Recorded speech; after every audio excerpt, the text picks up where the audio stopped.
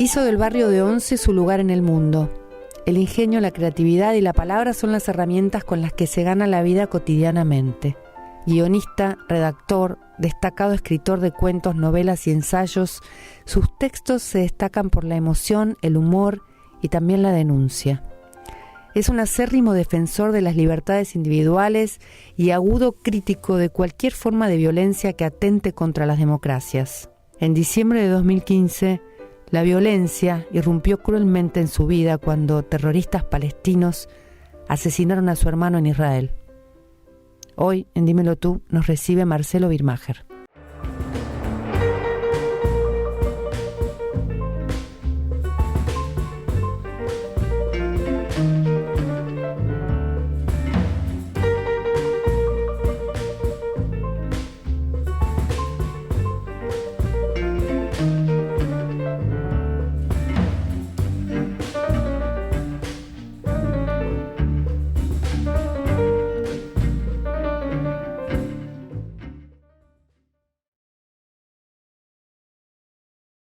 Gracias, Marcelo Birmacher, por esta entrevista. Gracias a vos, Mariana. Tus padres, tu mamá y tu papá, que eran grandes lectores, ¿fueron los culpables de que te convirtieras en escritor? Es buena la palabra que elegiste, porque no son los culpables. Puedo decir que fueron insinuadores, si existe la palabra, que me estimularon. ¿Cómo me estimularon? ¿Diciéndome algo? No, leyendo. Para los dos, la lectura era fundamental. Mi papá falleció cuando yo tenía 18 años, pero era un hombre que le gustaba mucho comer. Pero cuando estaba leyendo había que arrancarlo del libro para que vaya a comer. Y mi mamá, que es una lectora extraordinaria, me recomendó a mi autor favorito de la actualidad, Isaac Bashevis Singer. Y gracias a mi papá también leía a William Somerset Maugham, que es otro de mis autores favoritos. Y yo soy escritor porque leía. Yo no podría escribir sin leer. De modo que los dos autores que mayor influencia han tenido en mi oficio son los que me recomendaron mi papá y mi mamá, así de pueril como suena. O sea que han sido los culpables. Y hasta el día de hoy... De alguna forma han sido los que te dieron al final el legado. Al final te tengo que dar la razón. Me dejaron el legado. Y hasta el día de hoy siguen siendo los dos autores que más me gustan, los que me recomendaron mi padre y mi madre. Y otra cosa interesante es que yo lo veía a mi papá leer Somerset Maugham, pero solo recurría a la biblioteca después de que mi papá falleció. Solo después de muerto yo me fui a fijar qué leía él. ¿Fuiste a buscarlo a él? Sí, exactamente. Y en un viaje a Mar del Plata, en un tren, leí La luna y seis peniques, que es la vida de Gauguin, un libro extraordinario que te recomiendo, en donde Maugham dice, era un misterio que compartía con el universo el mérito de no tener respuesta. Decís que también que Once es tu lugar de pertenencia y es el lugar que te marca tus identidades, ¿no? Por un lado, la pasión por la lectura y por otro lado, esos espacios en donde puedes ir a comer, a disfrutar, los restaurantes sefaradíes. Contame un poco qué significa Once para vos. Acá estamos en el Once, mi oficina está acá, este lugar donde doy clase también está acá. Es las vitaminas que construyen mi intersección entre la persona y el escritor, que muchas veces se separan. En el Once están unidos. Las historias que narro surgen de las veredas de este barrio. La intersección entre ser judío y argentino está en este barrio. La intersección entre el viejo que ya estoy a punto de ser y el niño que fui está en este barrio. Voy a cumplir 50 años junto con el barrio. Muy joven. Y para mí el barrio tiene mi edad. No sé cuántos años tiene el Once, ni me interesa. Pero cuando lo miro me parece que tiene 50 años. Cuando empezaste a escribir a los 20 en la revista Fierro, ¿no? Nacía La Democracia, en 1984, sí. ¿No? Esa revista que fue un poco un emblema cultural en aquel momento, ¿no? ¿Cómo fue empezar a escribir o empezar a trabajar como escritor de alguna manera en una revista de historietas o a escribir historietas y empezar a escribir cuando nacía otra vez La Democracia, ¿no? En primer lugar fue un milagro. Publicar en Fierro y que me pagaran es el evento más prodigioso de mi oficio como escritor. No lo voy a olvidar nunca. Sasturain, que era el director, yo digo siempre que me salvó la vida, porque yo tenía 19 años, no sabía qué hacer, igual que hoy, pero hoy ya tengo varios libros publicados, Ya sabes qué hacer. en distintos diarios. Te sentás a escribir. Sé qué sé hacer. Es muy, Pero, muy bueno eso. Sí. Y además no sé hacer ninguna otra cosa. No tengo alternativa. Pero sí, sigo sintiendo el mismo desconcierto en para qué estoy en el mundo, cómo funcionan las cosas, por qué la gente es como es, por qué yo soy como soy. Es un desconcierto similar al de los 19 años, pero a los 19 años es mucho más angustiante e intenso. Claro. Entonces, tener un trabajo, tener una vocación que se puede canalizar, literalmente te salva la vida. Yo lo habré entregado en el 85 y se publicó en el 86. Seguía siendo el Resurgimiento Democrático. Me acuerdo que en la etapa previa, la etapa de la revista previa a que saliera mi nota, estaba Maradona dibujado como una locomotora. Fue uno de los mejores momentos del gobierno de Alfonsín. Creo que entre el 83 y el 87 fue ese momento en que la libertad se enseñoreó del país con una energía muy sana y que dura hasta el día de hoy. ¿Vos sentís que este momento es un momento, no digo igual porque no es igual, pero similar en cuanto a una necesidad de tomar una vez más la República, de ordenarla, de volver a que las instituciones vuelvan a funcionar? Nada se parece al primer amor. Obvio. Ese 83 fue el primer amor de los argentinos con la libertad. Después de los desastres de la AAA y de Isabelita y la masacre de la dictadura militar, tuvimos un amor iniciático con la libertad y la tolerancia que lideró Raúl Alfonsín. Esa epifanía no se va a repetir, pero dura hasta hoy la convicción de que solo vamos a crecer si somos libres. Y esa convicción es la que nos permitió abandonar la corrupción y el autoritarismo kirchnerista y dejar de lado al cómplice que era Scioli con ese autoritarismo y corrupción. En ese sentido, los argentinos hemos vuelto a optar por la libertad, aún con los riesgos que implica. ¿Cuáles son los riesgos para vos en este momento? En este momento estamos atravesando una crisis económica que en buena medida es el desastre que dejó el kirchnerismo y en una medida menor, pero no por eso menos importante, la incapacidad de la nueva administración de llevar con menos sobresaltos esta herencia horripilante, ¿no? Pero los riesgos de la libertad es que en la libertad hay discusión, las cosas a veces son más lentas, no se deciden por medio de la fuerza, sino del consenso. Un ejemplo muy claro, cuando Alfonsín enfrentó el golpe militar de Arrico, lo resolvió sin sangre. Pudo mantener las instituciones de la República que duraron hasta hoy sin una represión brutal contra los alzados. Eso requirió de Alfonsín dialogar en un momento con los golpistas. Ese diálogo tiene riesgos. Alfonsín lo podían matar, podían tratar de tomar el poder violentamente, pero al final del día la democracia se había salvado. Hoy, ¿hay alguna relación entre este ir y venir de las tarifas y la idea de consenso? Y sí, Macri le está haciendo caso a la justicia, que detuvo el aumento de tarifas en algunos servicios. Bueno, pero por lo menos es una señal de libertad con un orden, ¿no? Con una justicia que en ese caso está funcionando, no sé si en todos. Hay una defensa de las instituciones. Claro. El cristinismo no existía hubiera o bien sacado una carpeta del juez que tenía que fallar ahí, o le hubiera pagado para que falle como a ellos se les ocurrió. Claro. Teodoro Adorno sentenció: no se puede escribir poesía después de Auschwitz.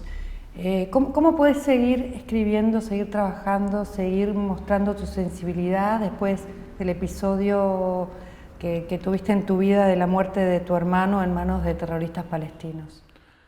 No estoy de acuerdo con la frase de Adorno, nunca lo estuve, me parece una frase superficial. Las cosas se hicieron antes de Auschwitz y se siguen haciendo después. Para bien y para mal, no se detuvo el mundo. Y lo cierto es que después de Auschwitz se creó Israel. Y para mí Israel es uno de los más bellos poemas que se han escrito en el mundo. Cuando uno visita ese país, siente la poesía. Así que sí se escribió poesía después de Auschwitz. Se escribió en hebreo, poesía, en castellano. No sé si en alemán. Una vez leí un supuesto poema de Günter Grass, o como se diga, que era horrible, y dije, esto no es un poema. Quizás no se puede escribir en alemán poesía. Quizás Adorno no puede escribir poesía. Pero yo sí pude escribir poesía después de Auschwitz. Mi hermano era rabino y aún así los dos éramos devotos del arte, de las películas, de la literatura, de lo que tiene de literario la política, como por ejemplo cuando lees un discurso de Churchill. Los dos conocíamos los discursos de Churchill, él mucho mejor que yo, casi de memoria, por lo menos algunas frases. Me parecería una injusticia terrible abandonar eso después de que él dio su vida por todo lo bueno. Él no quería dar su vida, no, él quería vivir. Pero lo cierto es que las circunstancias hicieron que diera su vida por Israel y por la democracia, por la libertad. En alguna ocasión, a Churchill, en el medio de lo peor del Blitzkrieg, perdón por mi pronunciación, que fueron los bombardeos nazis sobre Londres, le sugirieron cerrar los teatros y los cines, porque Gran Bretaña estaba afrontando esa tragedia. Y él dijo, si cerramos los teatros y los cines, ¿por qué estamos luchando? ¿Para qué estamos luchando? Entonces yo tampoco voy a cerrar, ni mis teatros, ni mis cines. Por distintos motivos, yo que soy muy poco místico, soy bastante pragmático, creo que mi hermano me visitó poco antes de que lo maten. Decís que de que lo asesinara. Despedir, ¿no? Sí, no solo se vino a despedir, sino que él me dio mucha vida. Nunca diría una frase así, me siento un poco estúpido diciéndola. ¿Por qué? Porque sí, no me gusta la frase de la vida, pero la verdad es que ocurrió. Del mismo modo que soy pragmático, cuando veo un hecho extraordinario, no lo niego. No soy un supersticioso o un fanático del escepticismo.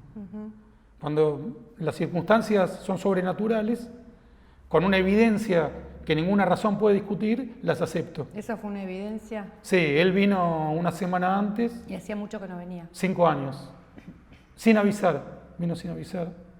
Y otra vez me salvó la vida. Él me salvó la vida. No voy a explicar bien las circunstancias, pero... Porque no me quieres contar porque No. tu vida corría peligro. Mi vida corría peligro. No por algo que me fueran a hacer a mí. No, por vos mismo. Sí, por vos mí. estabas pasando un mal momento. Un momento horrible. Y él te ayudó a superarlo. Yo creo que hay una relación directa en su visita que vino, me abrazó. Sabía que estabas mal. Se enteró cuando llegó. Ah. Se enteró cuando llegó. Vino, nos abrazamos y se fue. Y también yo le hice un chiste en ese momento y no le gustó nada. Así que nos fuimos enojados. Él enojado conmigo. Pero yo pienso que en ese silencio también estaba el intercambio que iba a venir. En ese silencio del enojo. Sí, porque él no me podía decir lo que estaba pasando. Él no me podía decir. Y él sabía lo que estaba pasando. Yo creo que él sabía. Sabía que él estaba en peligro. Sabía que él estaba intercambiando. Por ahí es literatura. Pero lo que es seguro es que después de eso se puede seguir escribiendo literatura. Pero vos decís que con respecto al conflicto, ¿no? en Israel con los palestinos, decís que esto no es un conflicto ni territorial ni religioso. Correcto. ¿No? Que es un conflicto que tiene otro costal, que sigue siendo el mismo nazismo Sí. que mató a tu abuelo o Correcto. a tu familia, parte de tu familia en aquel momento. Correcto. O sea, que sigue habiendo ese mismo sentimiento de odio. ¿Por qué existe Bien. eso hasta hoy? Primero, yo cuando fue ese asesinato, 2 fundamentalistas islámicos palestinos asesinaron a mi hermano. Dije, los palestinos que mataron a mi hermano son los mismos nazis que mataron a la familia de mi abuelo. Lo repito, lo cual no quiere decir los palestinos en general son nazis, sino los que matan judíos. Sí. Y que matan judíos porque son judíos. Los matarían en París, como hicieron los militantes del ISIS, a los que mataron a los periodistas de Charlie Hebdo por hacer dibujos, pero que después inmediatamente fueron a un supermercado kosher en París a matar judíos por ser judíos, que es el mismo motivo por el cual mataron a mi hermano. Lo vieron vestido de religioso y lo mataron, porque era judío. Eso, estés donde estés, te van a matar. Y es algo que Occidente se niega a entender. Te matan o porque amás la libertad, o porque sos una mujer que no va vestida como ellos quieren, o porque tenés una elección sexual distinta de lo que dice el Islam. Son fundamentalistas islámicos, fanáticos, que quieren imponer su modo de vida en el mundo. Son los mismos esos que los del ISIS, son los mismos... ISIS, Hamas, Hezbollah, Boko Haram en Nigeria, que secuestraron 200 niñas y las vendieron. Las evidencias están a la vista. Esto no se trata de que sean pobres, eso es un insulto a los pobres. Hay pobres en la India, hay pobres en Argentina, uno ha visitado el norte, hay pobres que empiezan de cero. Bin Laden era multitrillonario, era de una familia completamente integrada, eran socios del primer Bush, no tenía ninguna dificultad de marginalidad. Bin Laden, los que se estrolaron contra las Torres Gemelas, vivían en Estados Unidos desde hacía años, completamente integrados desde las apariencias, no eran pobres, tenían más dinero que la mayoría de nosotros. Sí, no tiene nada que ver con la pobreza. Para hacer un atentado así, necesitas una infraestructura. No tiene relación con la pobreza, tiene la relación. El Islam dominó Europa durante 7 siglos. Obviamente eso no abarca al Islam hoy, pero habiendo un Islam de 1.000 millones de personas, el 10%, el 5%, implica un ejército de millones de personas dispuestas a dominar el mundo. ¿Eso nos lleva a una guerra mundial? No necesariamente, pero tenemos que ser conscientes de que existe ese peligro y comenzar a combatirlo, por lo menos desde el punto de vista político, social y cultural. Es difícil combatirlo, porque no tiene territorio. O sea, está el Estado Islámico que sí tiene un territorio tipo califato, ¿no? Pero igualmente lo que está pasando es que son todas células que están en distintos lugares del mundo. Justamente por ser extraterritorial, la primera forma de defensa tiene que ser la cultural, política y social. Llamarlo por su nombre. La República Islámica de Irán, Hamas, Hezbollah, ISIS son parte de un mismo movimiento, el fundamentalismo islámico. Aun cuando sea una república, un país, Irán, esto no lo absuelve de sus atentados en Alemania, en la Argentina, en la Embajada de Israel y en AMIA, y los distintos atentados que han ejecutado en todo el mundo. Entonces, sanciones, denuncias en la ONU, en las tapas de los periódicos, y saber que no alcanza con derrotar al pequeño bastión que tenga el ISIS entre Irak y Siria. Claro. Irán tiene que reconocer su culpa en los atentados contra la Argentina y entregar a los sospechosos reclamados por la justicia argentina. ¿Y vos cómo viviste de alguna manera esta posición absolutamente complaciente del Estado argentino durante el gobierno de Cristina Kirchner con Irán, este pacto que denunció el fiscal Nisman y la muerte de Nisman, ¿no? La muerte de Nisman todavía me resulta inverosímil. Que el gobierno supiera dónde estaba un minuto antes de estar en su departamento, dónde estaban las hijas, dónde estaba la ex esposa, que supieran todo de Nisman y que lo hayan dejado morir. No sabemos qué implicancia tuvo el gobierno en la muerte de Nisman, pero sabemos que sabían todo antes y después de que Nisman apareciera muerto con una bala en la cabeza. Punto 1. Punto 2, también sabemos que han hecho todo lo posible para que no se sepa la verdad. El autoritarismo termina yendo hacia su centro hegemónico. Durante la época del nazismo, todos los que eran autoritarios se acercaban al nazismo. Durante la época del estalinismo, el auge del estalinismo, toda forma de autoritarismo iba hacia el comunismo stalinista. O sea que los autoritarios se juntan, Se juntan. es decir, ¿no? Y los Kirchner... Dime con quién andas y te diré quién eres. Exactamente. Los Kirchner empezaron ese desvarío en el 2005 con Chávez en Mar del Plata. Otro autoritario. Sí, y a la muerte de Néstor, Cristina fue haciendo un giro geopolítico de 180 grados hasta terminar directamente entongada con la República Islámica de Irán, haciendo todo lo posible para que quedaran impunes los sospechosos de cometer los dos atentados. Ahora, la contradicción es enorme, ¿no? Porque ¿cómo se puede, vos mismo lo decís, apoyar al matrimonio igualitario y después unirse a un Estado que tira a los homosexuales, que mata a los homosexuales? En el 2007, el presidente de Irán, Ahmadinejad, ese lo pronuncié bien, estaba en la Universidad de Columbia, en Estados Unidos, y le preguntaron cuál era la situación de los homosexuales en la República Islámica de Irán. Y contestó, en la República Islámica de Irán no hay homosexuales.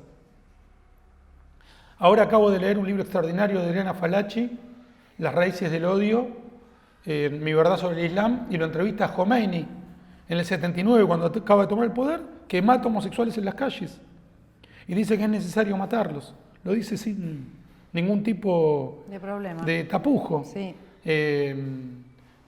Cualquiera que apoye el matrimonio igualitario tiene que pedir la cárcel para Khomeini o Ahmadinejad por masacrar a homosexuales.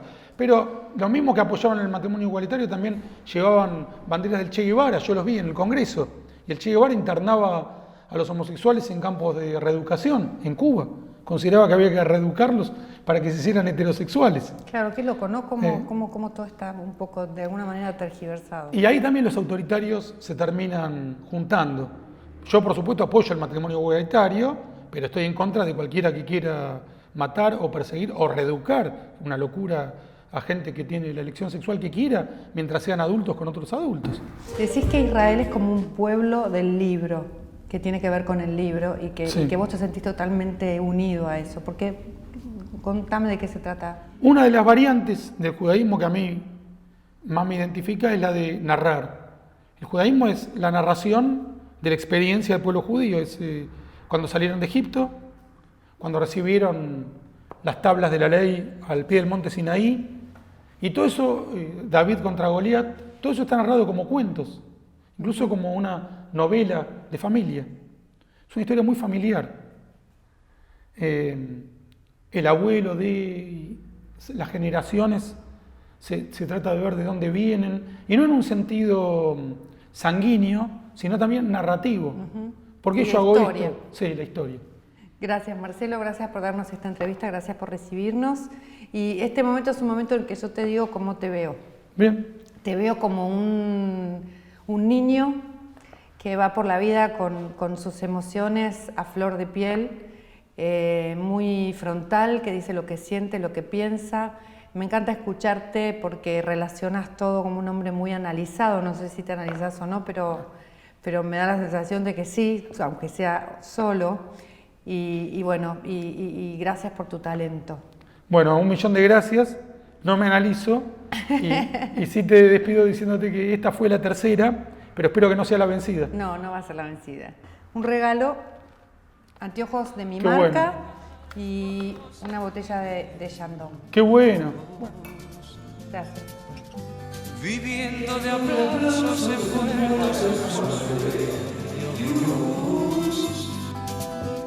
de tanto gritar mis canciones al viento, ya no soy como ayer, ya no sé lo que siento.